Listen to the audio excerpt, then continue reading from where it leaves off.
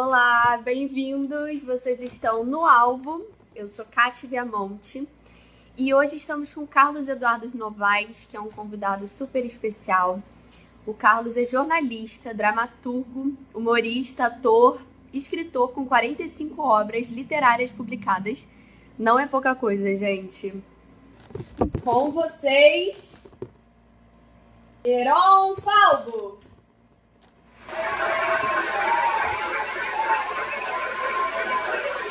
Fala pessoal, sejam bem-vindos.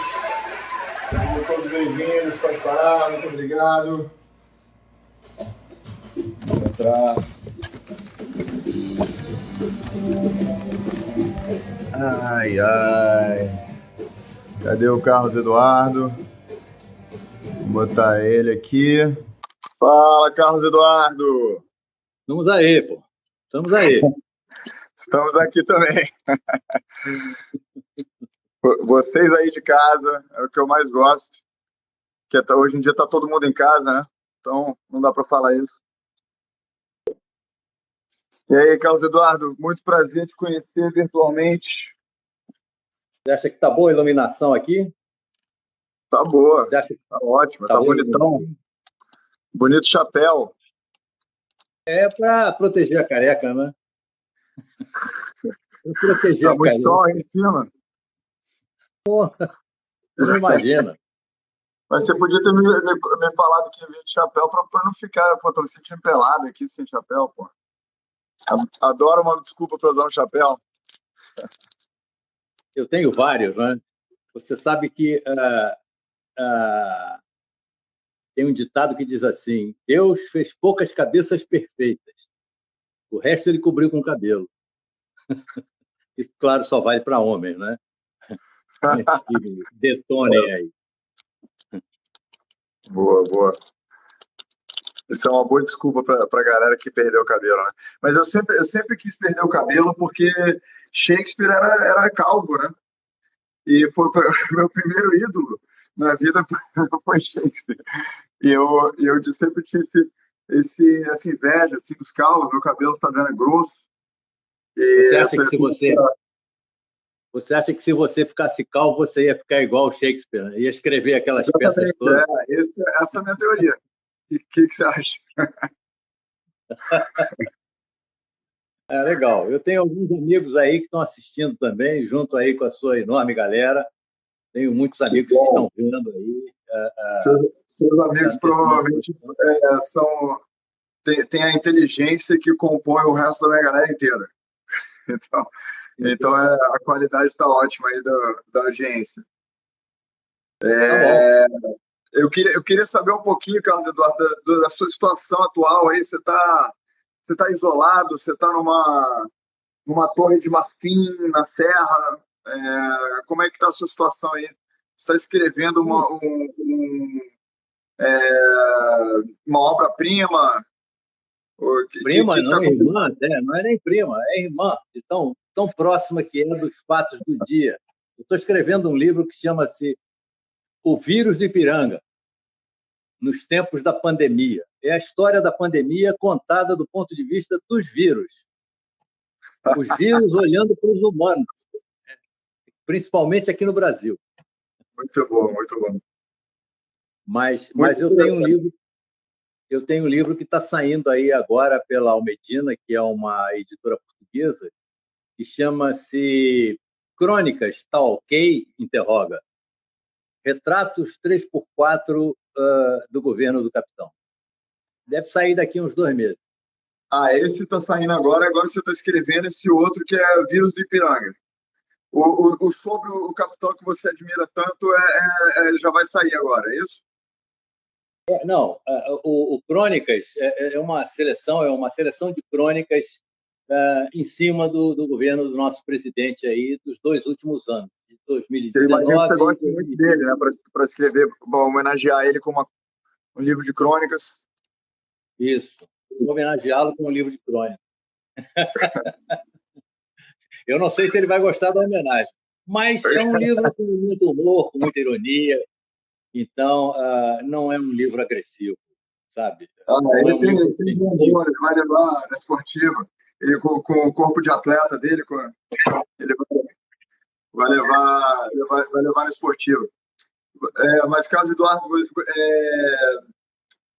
eu ia te perguntar como é que você fez pesquisa, tanto para esse livro aí do Bolsonaro, quanto para esse livro do vírus da pandemia, porque assim, minha pergunta é o seguinte: com o nível de desinformação que está havendo, né, no mundo, e quando eu digo desinformação, até assim, fontes das mais até então confiáveis, vamos dizer, estão sendo deturpadas, estão sendo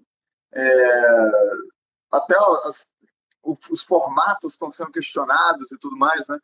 É, como é que é seu processo de pesquisa? O que você confia, o que você não confia, né, nesse processo? Não, eu vou ao Google e no Google eu procuro tentar não pisar numa mina. Eu já passei por essa experiência quando eu escrevi um livro sobre as Olimpíadas, a invenção dos esportes. Então, claro, eu não conheço a origem de todos os esportes, ia ao Google. Ia ao Google e, de vez em quando, eu encontrava um site que dizia uma coisa, o outro site que dizia outra, eu tinha que procurar um terceiro site. Foi um trabalho hercúleo para escrever esse livro sobre...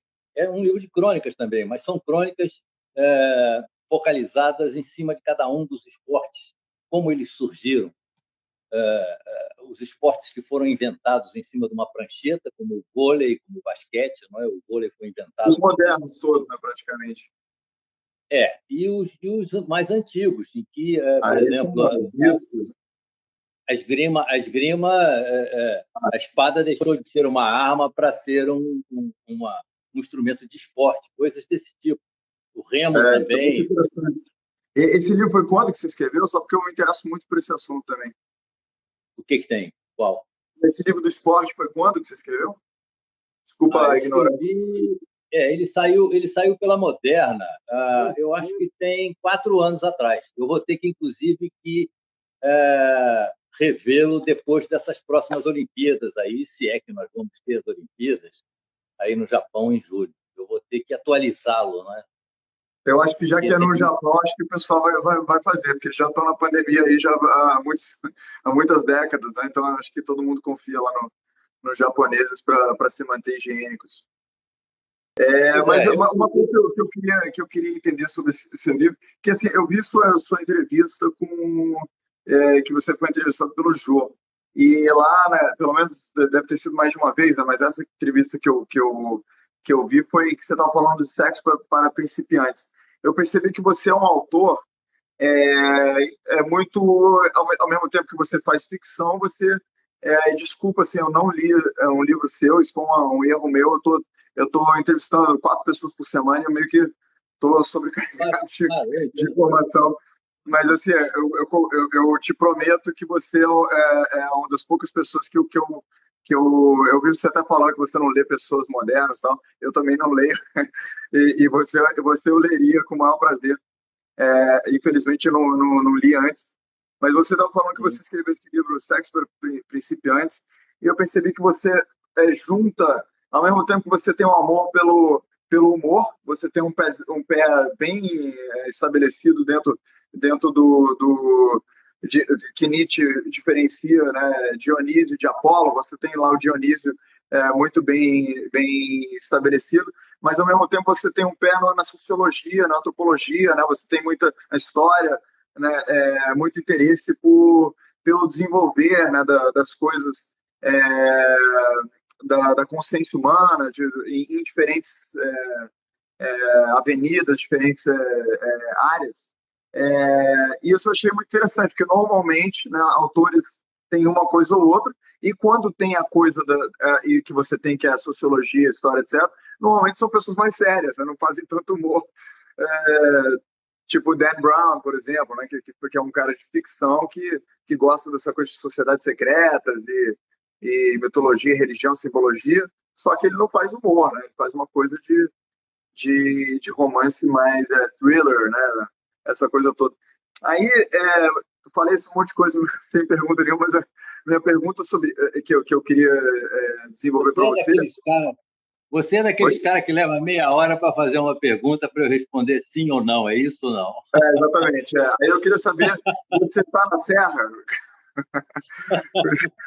Estou brincando com você, querido. Não, não, é porque eu tive que falar essa parada toda, primeiro para te impressionar, para você ver que, que, que eu percebi alguma coisa sobre você, e segundo, para poder fazer uma pergunta um pouco mais profunda. E a pergunta é, no seu desenvolver das suas obras, o que você dá mais valor? Você dá mais valor ao entretenimento, que eu sei que você já trabalhou em fábrica de sorvete, então eu sei que você sabe agradar as pessoas, mas, mas ou a coisa de desenvolvimento da psicologia, né, da sociologia humana. Olha, deixa eu dizer antes de mais nada o seguinte: você viu uma entrevista minha com o Jô. Um orgulho que eu carrego comigo é o seguinte: eu fui o segundo cara mais entrevistado pelo Jô depois do Ziraldo. O Ziraldo foi o cara mais entrevistado pelo Jô e eu subi no pódio em segundo lugar. Esse livro sobre o sexo, essa entrevista sobre o sexo para principiantes, inclusive acabou me rendendo algumas palestras sobre sexo que eu fui fazer em algumas escolas aí pelo Brasil. Aí é eu bom, não sou exatamente... eu posso ser um praticante, mas eu não sou um teórico que possa dar profundas informações sobre sexo. Agora, eu trabalho nas duas pontas. Esse livro, por exemplo, do vírus do Ipiranga, o vírus do Ipiranga, é uma espécie de um doc-fiction, em que eu passo informações reais, verdadeiras, científicas, pesquisadas, e eu concilio isso com o humor do fato de ter um império da virótica e os vírus estarem falando em destruir os humanos. Quer dizer, o livro começa, inclusive, com esse propósito. O imperador da virótica convida todos os vírus conhecidos, grandes vírus, HIV, e dengue, e zika, e apresenta o corona, dizendo ele está... Eu convidei-o para ele acabar com os humanos. Então, os vírus começam a fazer um trabalho para tentar acabar com os humanos. E o imperador da virótica diz sempre que ou nós ou ele. Eles estão trabalhando para acabar com a gente e nós vamos, então, tentar acabar com eles antes. E o livro se desenvolve em torno disso. Mas tem, e eu alterno, como no Sexo para Principiantes, eu alterno situações reais com fantasias, com ficção. Então, é uma espécie de um doc-fiction literário. É isso aí. Eu depois queria falar com você também sobre eu estou fazendo um trabalho sobre a mulher no humor, ou o humor e a mulher. Porque, na verdade, sempre foi uma coisa... Existem mulheres no humor, não? Perdão? Existem mulheres no humor? Mulheres no humor? Mas Não, mulheres que produzam humor. Mulheres que produzam humor. Pois é, uma coisa que sempre me inculcou foi isso, que eram muito poucas as mulheres que trabalhavam com humor. A gente tinha muita comediante, como tem ainda hoje, mas há que se distinguir a comediante da humorista, né? A humorista é aquela profissional que produz humor na televisão, a comediante é aquela que representa, né? Dercy é um símbolo aí da comédia, não é? Mas então eu fui fazer uma pesquisa e eu estou desenvolvendo um trabalho sobre isso, sobre por que as mulheres tem tão poucas mulheres, hoje já tem mais até, mas tem tão poucas mulheres trabalhando com humor. É uma relação assim. Há um instituto americano que fez uma pesquisa dizendo que apenas 10% dos humoristas que existem aí pelo planeta são representados pelas mulheres, porque o resto é de homem. E aí tem um dado curioso, é que uma das razões que explica o fato de não ter muita mulher fazendo humor, produzindo humor, é o fato de que os homens não gostam muito de mulheres engraçadas. E mulheres engraçadas não são muito desejadas. Essa é uma explicação simplória. Então, os homens gostam que as mulheres riam das suas piadas, mas não gostam de mulheres engraçadas. Esse é um Luís. O outro Luís... Isso me lembra o Harry Enfield, que é um comediante inglês que tem ele tem uma série de sketches, né? Que eu não sei se você conhece o Harry Enfield, não é tão popular aqui no Brasil, pelo menos. E que é Woman, Know Your Place, né? Que é sobre tipo, mulheres que tentam ser engraçadas, aí o homem fica com a cara de chateado, assim, poxa, não acredito que ou tenta falar uma coisa inteligente, aí fala, Woman, Know Your Place, e é sacaneando justo essa coisa. Eu, assim, você me permite me falar um ponto de vista, eu, sinceramente, eu estou fazendo agora um curso de palhaço, e eu tô vendo com o Martin Libar, que é um grande mestre, para mim, assim, eu considero ele bastante. Queria até homenageá-lo agora, a qualquer momento que eu puder homenageá-lo. E ele me ensinou uma coisa de mim mesmo, algo que a gente meio que sempre sabe disso intuitivamente, que a gente, para poder fazer um humor, especialmente de stand-up, né? Não necessariamente de escrever, mas também de escrever, né? Eu imagino, e você me fala isso porque você é um escritor de inúmeras obras, né, de humor, que você precisa ter uma certa, não se levar tão a sério, né? E não levar as coisas tão a sério para poder ter essa saída do humor. Eu acho que a sociedade espera da mulher tem muita pressão para se levar a sério, para estar bonita, para estar alinhada, para estar. Então tem uma certa coisa que ela não se permite, porque como é que você vai poke fun, né? Como é que você vai como é que fala em português? Zoar, zombar de si próprio se você tem tanta pressão para estar alinhado, esse tipo de coisa. Isso é o que eu estou jogando aí como teoria, uma das razões que não tem tanta mulher humorista. Não, você tem toda a razão. Você tem toda a razão. As mulheres elas sofrem um tipo e sofriam mais no passado. É evidente que hoje, a partir dos anos 60 do século passado, quer dizer, quando as mulheres começaram a se emancipar e a ganhar a vida por conta própria, enfim, a poder ser inteligente como os homens, porque as mulheres foram oprimidas ao longo de toda a história da civilização. Elas começaram a ser oprimidas quando o homem passou da caça para o pastoreio, porque no início, os nossos antepassados, os mais longínquos, mais distantes, achavam que a reprodução era um plano divino. Não era ligado ao sexo. Só a mulher sangrava. O Deuteronômio, inclusive, fala isso, não é? Sangue é a vida. Só a mulher sangrava. Então, eles não relacionavam a relação sexual com o nascimento da criança, que vinha 9 meses depois. Então, achavam que isso era fruto apenas de um trabalho divino ou de outro tipo de suposição. Mas o que eu queria dizer a você é que você tem toda a razão. A mulher sofre uma pressão muito grande, eu sofri uma pressão muito grande. Aquelas expressões de uma senhora de respeito, uma mulher de boa família, tudo isso continha o comportamento da mulher. Mas mais importante que isso é um negócio chamado androcentrismo. Androcentrismo, a gente sabe, andro significa homem, quer dizer, há um pressuposto de que o homem é o personagem principal da história da humanidade. E a gente percebe isso, às vezes, em várias circunstâncias. As mulheres, às vezes, sofrem discriminações. Você vê, por exemplo,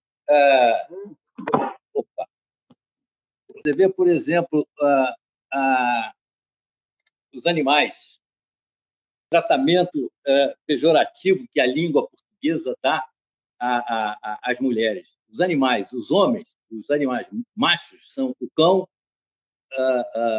o touro, o galo. Os femininos são a cadela, a vaca, a galinha, que são pejorativos, entendeu? Quer dizer, havia uma discriminação linguística. Não em todas as línguas, né? Também depende da língua. Porque eu estudo bastante, vamos dizer, línguas antigas, e as línguas antigas são um pouco mais, vamos dizer... Eu não sei por que exatamente isso, né, dentro dessa sua teoria, mas as línguas antigas são um pouco mais complexas nesse sentido, em termos de representação do masculino e feminino. Né? Você vê muito mais significado mais profundo, menos assim, como você falou, coisas pejorativas e tem coisas mais a ver com a filosofia, né? Você pegar os sufixos hebraicos, por exemplo, eles têm junções de letras, que uma letra é masculina junto com a outra feminina, que faz uma junção de duas ou três letras que tem um certo significado. Mas o que eu quero dizer com isso é que por que será que depois eu vejo essa coisa assim de machismo mais exacerbado vindo depois assim da era medieval. O que eu quero dizer com isso? Não é que não existia uma espécie de patriarcado depois na sociedade agricultural greco-romana, da Suméria, etc. Claro que existia, mas eu acho que era muito mais simbólico, era com mais respeito ao materno, né, ao materno divino. Tanto que você vê que tem Ísis, Osíris, Horus, né, mitos, né, que começam com o matriarcado para explicar certas coisas, mitos antes do cânone bíblico, onde era muito menos patriarcal do que... Né, antes de se estabelecer o cânone que a gente tem hoje, por exemplo, que era muito menos essa coisa especificamente patriarcal. Então, assim, bom, estou falando só desse exemplo que você deu do pejorativo linguístico das línguas mais modernas, né? Mas aí eu nem lembro o que a gente estava falando antes, ou o que você estava falando antes. Como é que é? Esse final? O que você Eu não perguntou? lembro o que você estava falando antes de você falar da galinha. Você estava Eu estava falando do antrocentrismo, não é? Como se o homem fosse o padrão da humanidade. Você escuta falar, por exemplo, que a conquista do homem para o espaço, a evolução do homem, o cão é o melhor amigo do homem, entendeu? Quer dizer, está muito em cima do masculino, do homem. Quando você usa um pronome pessoal, eles servem para ele e para ela. Quando você usa o pronome pessoal, ela só serve para ela, não serve para ele também.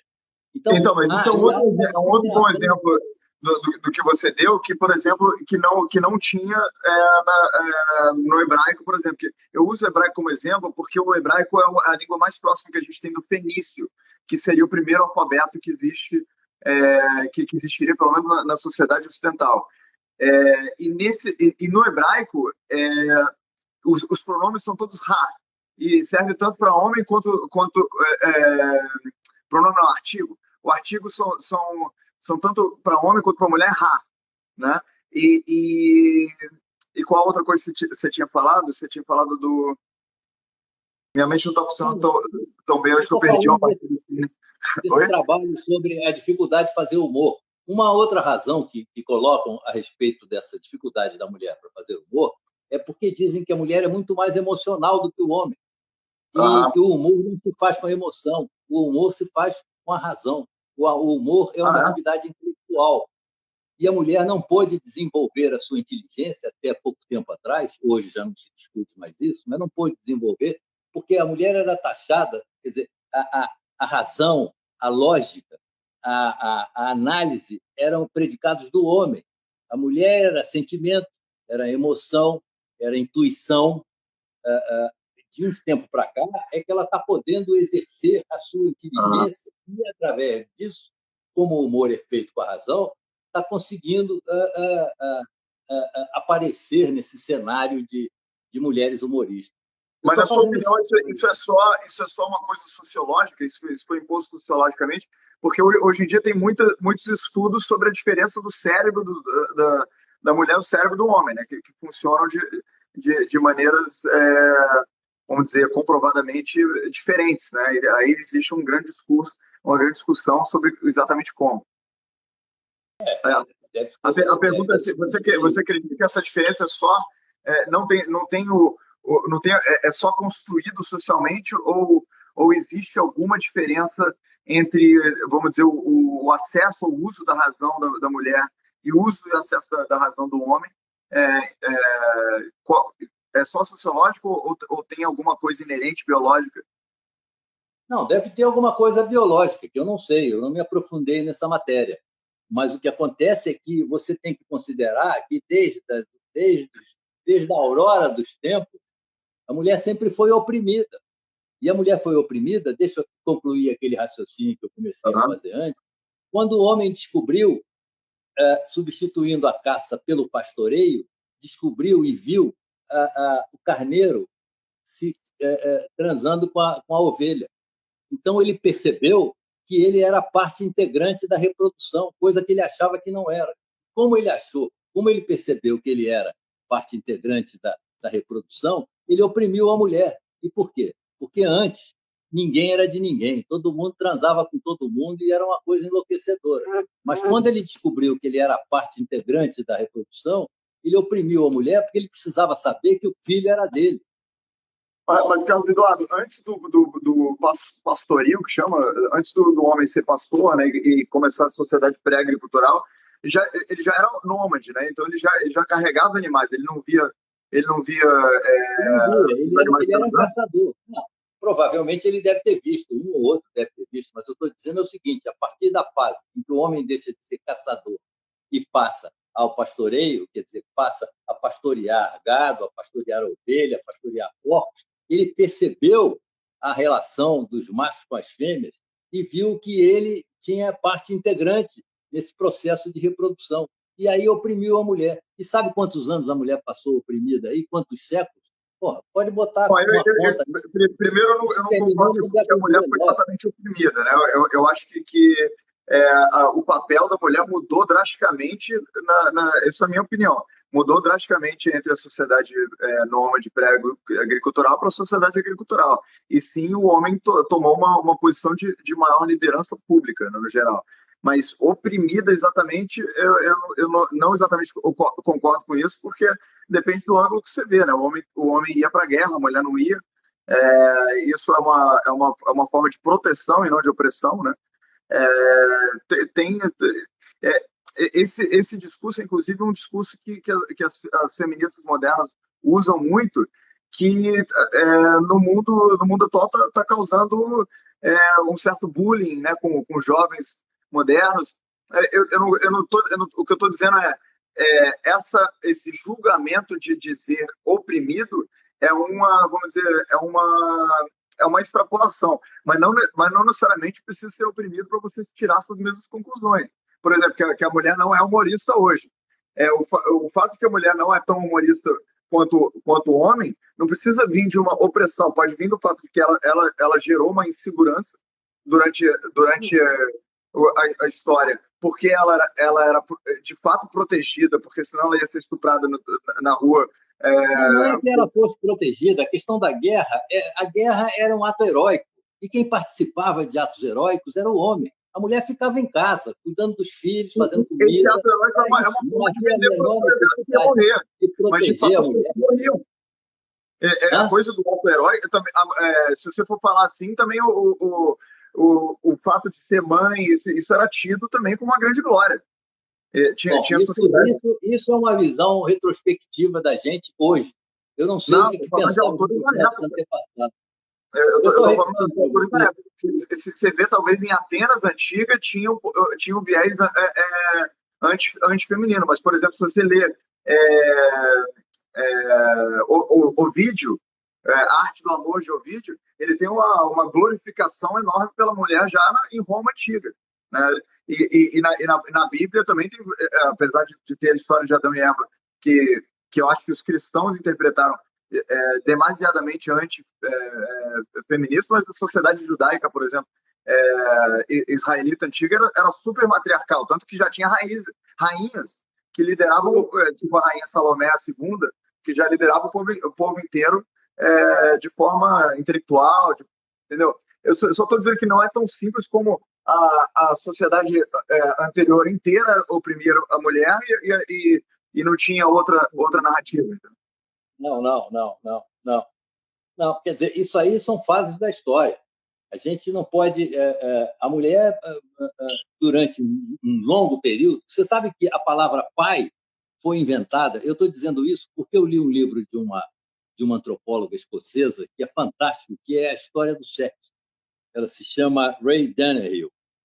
E ela conta essa história. Eu não sei como é que ela descobriu isso, mas ela conta essa história de que a palavra pai foi inventada milhões de anos depois da palavra mãe, por causa disso, porque a, a, a reprodução não incluía a presença masculina. E o homem não conseguia associar essa relação essa distância de 9 meses entre a relação e o nascimento da criança.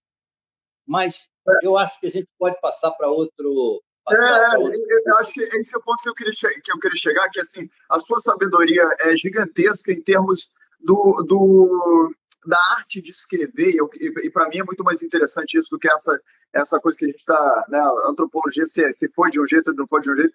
É mais interessante o que eu gostaria de saber. Uma coisa que você me falou, por exemplo, que o humor é muito mais intelectual, racional, do que emocional, porque para mim eu não via dessa forma. Então eu gostaria que você me explicasse, porque uma das coisas que eu estou desenvolvendo na minha vida agora é como ser mais humorista e menos intelectual, entendeu? Então me explica isso, por favor, da sua perspectiva e sabedoria. Tem uma frase dita em torno disso. Deixa eu começar do princípio. A Enciclopédia Britânica ilustra o humor com uma situação curiosa. Na época de Luís XV, um marquês entrou em casa e encontrou a mulher transando com o bispo. Aí ela foi para a janela, o marquês, foi para a janela e começou a abençoar os cristãos que estavam lá fora, na rua, na calçada. E a mulher se espantou. O que você está... Mas eu não estou entendendo o que você está fazendo. Eu digo, bom, ele está desempenhando as minhas funções e eu estou desempenhando a dele. Isso, segundo a Enciclopédia Britânica, é o princípio do humor. Quer dizer, é o fato em cima do inesperado. Você tem um fato, se a resposta da mulher ou se a resposta do homem fosse outra, provavelmente não haveria humor. Aí você tem que sobrepor o fato real, a realidade, à fantasia ou ao inesperado. O humor pega as pessoas, inclusive, pelo inesperado. Você precisa... tem uma frase que diz que a percepção do ilógico requer um conhecimento prévio do lógico. Eu acabei de escrever um texto agora sobre a minha conversa com Deus. O Bolsonaro disse que só Deus tira ele do carro. Aí eu fui lá conversar com Deus. Digo, escuta, aí cheguei lá no céu, cheguei lá no céu. É o charuto? Está tossindo por causa do charuto? Não? Posso apagar? Não, pode fumar. Eu estou fumando um cigarrinho aqui. Estou fumando um cigarrinho. Cigarro comercial. É bom que se explique. Hoje, quando a sua assessora perguntou a respeito da bebida, né, em que ela disse assim, bom, o Heron quer saber o que você vai beber, para ele beber também, para vocês beberem juntos. O que você vai beber? Eu disse, água. Eu não bebo. Você não bebe álcool? E só isso já é engraçado. Como é que você é um intelectual, humorista e não bebe álcool? Como é que você chegou nessas ideias? É por isso que eu não me considero um intelectual. Você lembra daquela frase do Jaguar? Intelectual não vai à praia, intelectual bebe. Eu, como não bebo, só vou à praia, então eu acho que eu não sou intelectual. Eu não bebo. Eu não tenho... Eu costumo dizer para os amigos que eu não tenho pequenos vícios. Os meus vícios são os maiores. Eu não tenho os pequenos. Coisa de beber, tomar porre. A última vez que eu tomei um porre, eu tinha 17 anos. Quais que são, mano? Eu quero saber. Eu adoro vício. Adoro vício. Eu quero aprender novos vícios. Então, por favor, me ensina os maiores vícios. A última vez que eu tomei um porre foi um porre de Cuba Libre. Você já ouviu falar em Cuba Libre? Claro, eu já tomei em Cuba. E sabia que não tem nada a ver com Fidel Castro, Cuba Libre? É sobre uma coisa anterior. Claro, Fidel Castro nem era nascido, eu acho, quando surgiu a Cuba Libre, que é o rum com Coca-Cola. Mas onde foi que nós paramos mesmo? A gente parou no humor e como é lógico. Você tem que saber. É isso que eu estou dizendo a você. Você tem que saber a música para poder quebrar a música, né? Claro, é essa história que eu estava contando para você. Quer dizer, o Bolsonaro disse, só Deus me tira do carro. Aí eu fui conversar com Deus. Quer dizer, ele colocou uma questão absolutamente lógica ali, uma frase perfeita, uma maior lógica. E eu inverti essa lógica. Eu fui falar com Deus e fui lá Cheguei lá e estava uma multidão na porta do céu, e eu perguntei para São Pedro, que estava lá tentando organizar as coisas, o que é isso aí? O que é essa multidão aí? Se é o pessoal da Covid?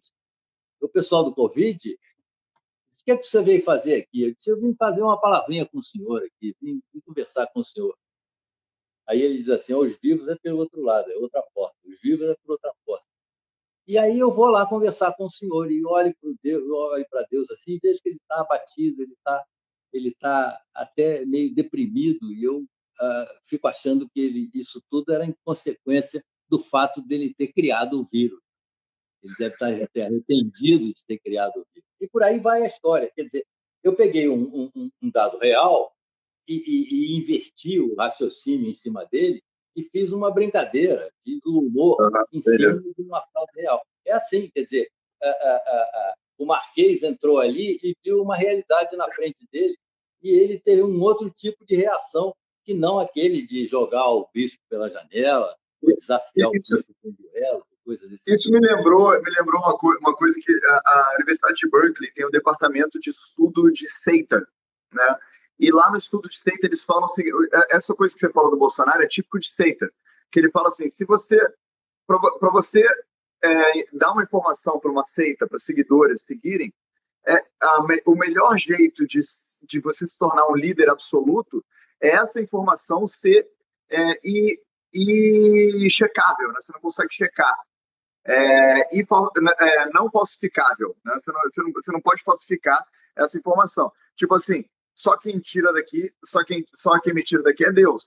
Você não tem como descobrir se Deus vai tirar ele de lá ou não. Então isso gera uma crença, pô, se esse é o poder dele, isso gera uma liderança de seita, né?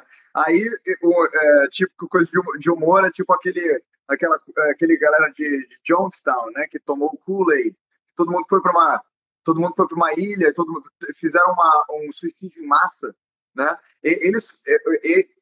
Esse líder de seita, que eu esqueci o nome dele, que inventaram Jonestown, alguma coisa Jones, talvez.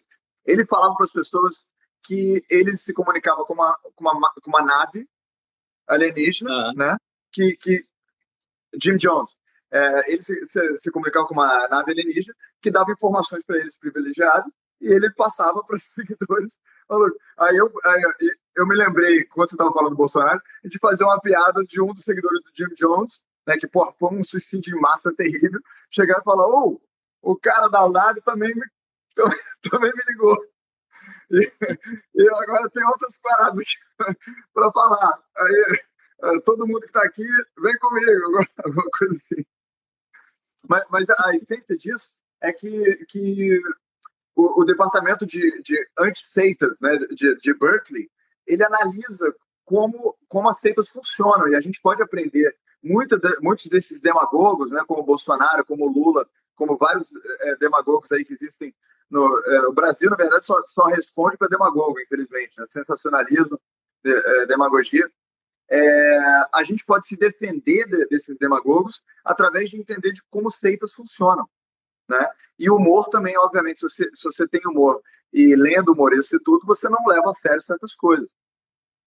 Eu tenho uma frase que é uma divisa que eu uso na minha vida e que eu tento passar para as pessoas.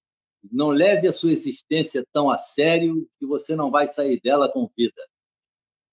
Não leve a sua existência tão a sério que você não vai sair dela com vida. Quer dizer, então eu acho que a gente tem que ter uma visão um pouco mais elástica aí dessa realidade, sobretudo a realidade que a gente está vivendo agora. Eu estou adotando uma posição de absoluto cinismo. Absoluto cinismo. Eu também, estamos juntos. Eu não me surpreendo mais com coisa nenhuma, sabe? O que me disserem, eu vou acreditar. Eu não necessariamente acredito em nada também. O quê? Eu também não necessariamente acredito em nada.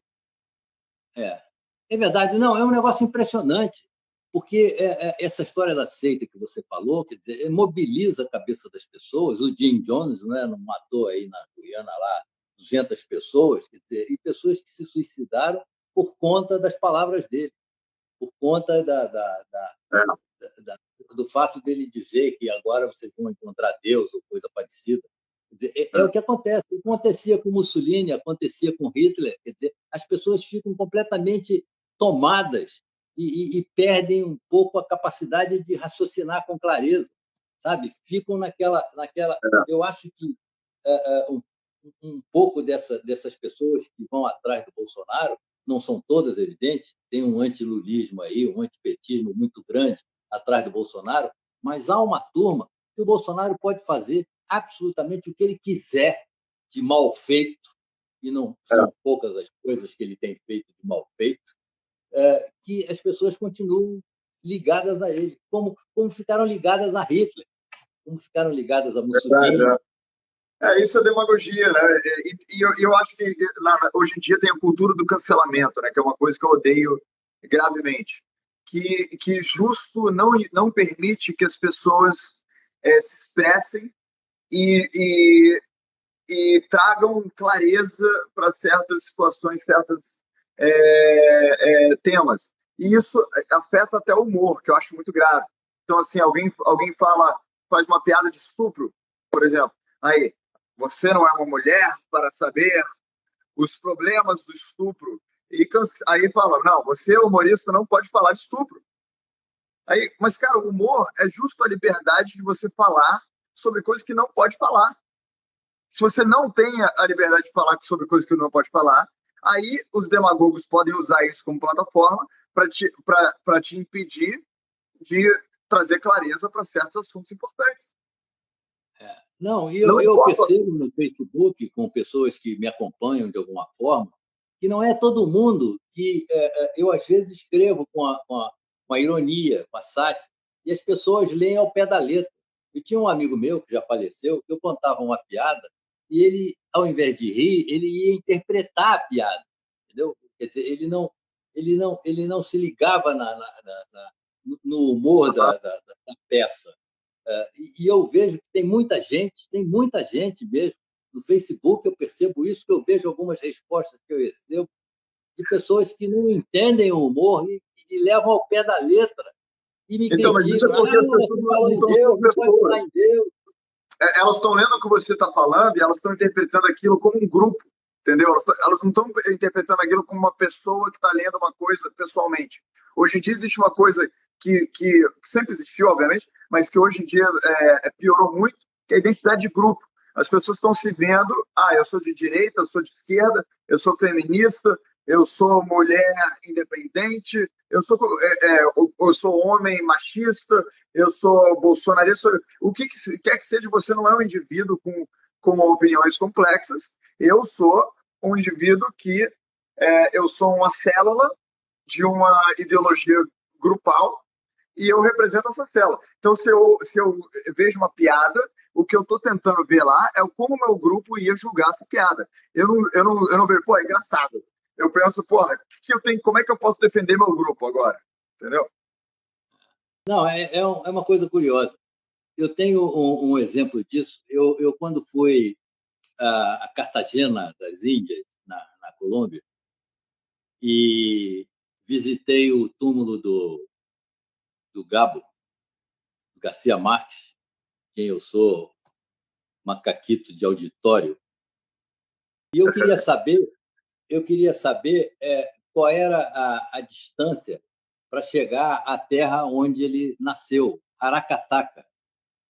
E entrei no Google e perguntei qual é a distância de Cartagena até Aracataca. Só que, ao invés de botar Aracataca, eu botei Arataca, que é um restaurante que tem no Rio de Janeiro. E o Google me respondeu, de Cartagena até Copacabana.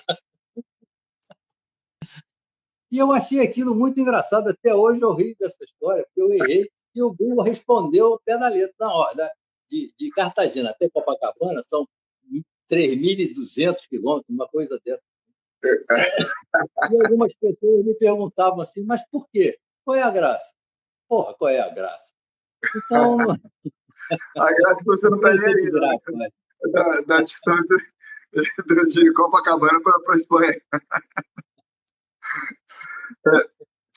Mas aí, deixa eu ver outra essa coisa me interessou muito. Eu estou numa fase agora de de sair. Eu acho que na medida... A gente começou a nossa conversa hoje, eu estava muito na coisa assim, intelectualoide, né? Tipo, porra, porque eu estava muito no modo da antropologia e sociologia, né? Porque eu tenho um calcanhar de Aquiles nessa parada, então, porque eu gosto muito, sou meio tarado com antropologia e sociologia.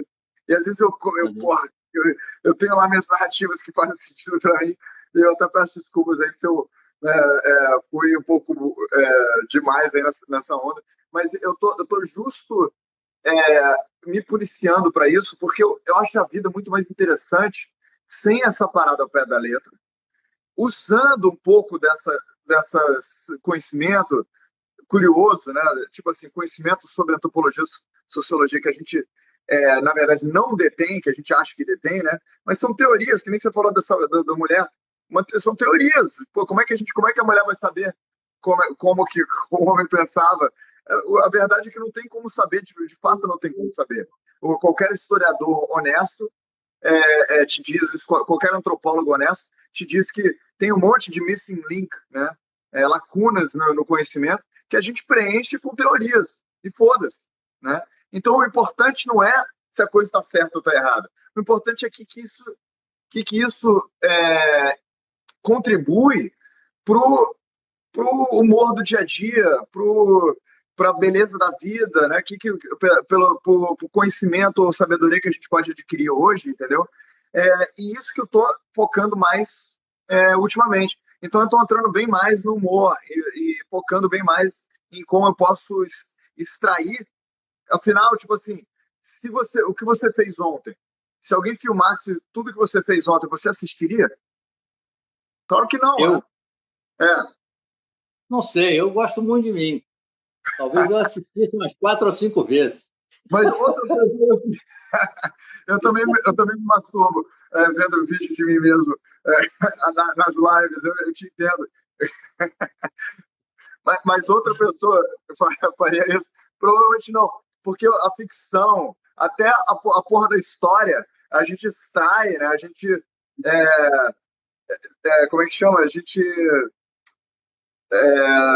encapsula, né, os melhores momentos que ninguém quer saber, né, o que Napoleão estava fazendo no banheiro. Né? Então a gente pega os melhores momentos que a gente acha que as pessoas vão se interessar. É verdade, é verdade. Tem razão. A sua assistente comentou comigo sobre um cartão que o Carlos Drummond de Andrade me escreveu. Eu até acho que comentei isso numa oficina de crônica que eu fiz. E ela disse: o Heron vai perguntar para você sobre a história do cartão que o Drummond lhe escreveu. Porque o Drummond, quando eu trabalhava no Jornal do Brasil... Estou te perguntando agora. Hã? Estou te perguntando. O que você está me perguntando? Sobre as cartas que você trocou com o Carlos Drummond de Andrade. Sim, pois é. Então eu estou contando para você. Eu trabalhava lá no Jornal do Brasil, e o jornal resolveu fazer um programa de rádio sobre esporte. Chamou a mim e ao Zé Inácio Werneck, que hoje mora nos Estados Unidos e que era o colunista do Jornal do Brasil, para fazer um programa de esporte, nós dois no ar. Assim. E um dia o Drummond apareceu lá no Jornal do Brasil, na Avenida Brasil 500, já, e ele ia muito pouco lá, ele só ia lá para pegar correspondência. E eu vi ele ali muito tímido. O Drummond era uma pessoa extremamente tímida. Ele ali naquele cantinho, ali pegando a correspondência, e eu fui lá correndo falar com ele, porque ele tinha feito um elogio ao programa. E eu disse: mestre, o senhor não me conhece. E ele disse: como não lhe conheço? Claro que eu lhe conheço. Eu leio, eu ouço sempre o seu programa de rádio. Eu escutei, inclusive, aquele programa que você contou em que você perdeu a lente de contato. Aí eu disse: eu não uso lente de contato. Quem usa lente de contato é o Zé Inácio. Não, e você, eu gosto muito das colunas que você escreve no jornal. Não sou eu que escrevo. Aí, quando ele citou mais 3 ou 4 circunstâncias que eram do Zé Inácio e não minha, e no final ele chegou e disse assim: é claro que eu conheço você. Você faz aquele programa de rádio com aquele rapaz, como é o nome dele? Ele disse: o Carlos Eduardo Novaes. Disse isso mesmo. Aí depois, muitos anos depois, para não pensarem que o Drummond estava ficando gaga, eu contive a minha vontade de fazer uma crônica a respeito. Quando ele fez 80 anos, eu escrevi a crônica. Escrevi e tive todo o cuidado de fazer com que não parecesse que ele estava pirando. Né? Aí ele me mandou esse cartão que eu guardo até hoje, um cartão muito simpático do Drummond. O Drummond era uma figura, realmente.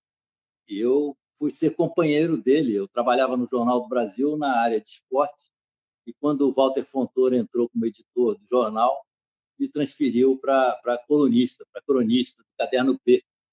E aí ficamos lá, o Drummond, o Zé Carlos de Andrade e o Carlos Eduardo Novaes. Eu acho que se eu não me chamasse Carlos, talvez eu não conseguisse ser, porque eram 3 Carlos lá como cronista. Ainda tinha o Carlos Castelo Branco, que era cronista que era um colunista de política. Eles eram carlinistas, né?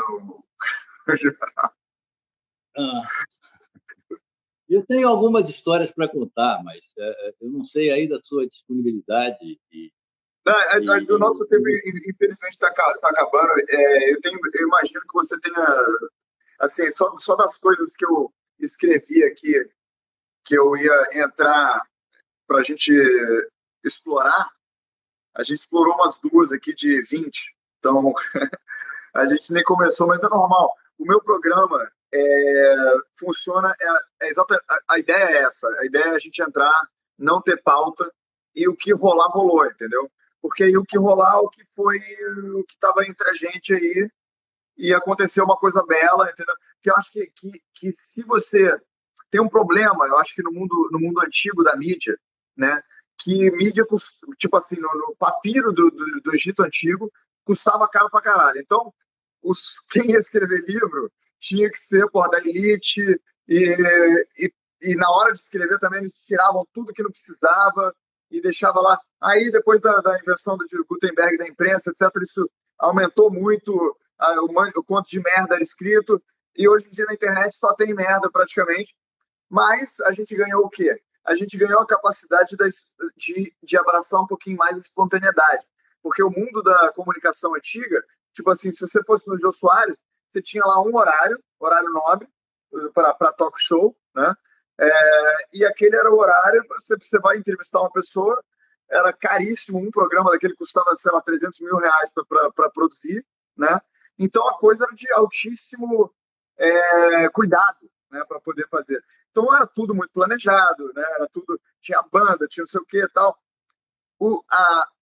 Os nossos tempos hoje em dia está acontecendo um fenômeno que o público tá gostando mais de coisas que são mais humanas, espontâneas, menos planejadas, entendeu? Com menos pautas. E é isso que eu quero trazer pessoalmente com esse programa, entendeu?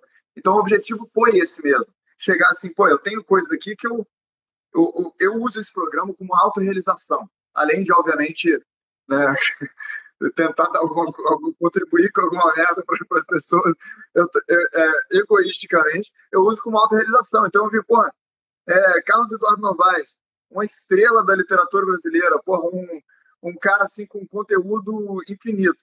Eu, muito egoisticamente, eu fui te estudar e fui ver o que eu quero saber dessa pessoa, sabe? O que eu quero extrair. E eu acho que muita gente que pensa parecido comigo pode gostar desse tipo de coisa. Mas a ideia é essa, não é uma pauta, entendeu? Tipo, por que eu não te perguntei do Carlos Drummond de Andrade, apesar de estar aqui no meu tablet, né? De papiro. Porque, cara, não veio esse assunto. A gente entrou em assuntos interessantes, né? Espontaneamente, e foi isso.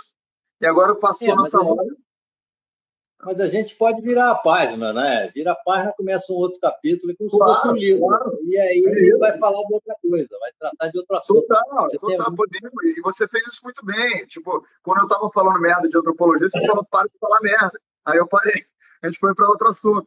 Aí quando eu não sabia mais o que falar, você falou, é ótimo. Mas é isso, surgiu, que veio na sua cabeça, que veio na minha cabeça.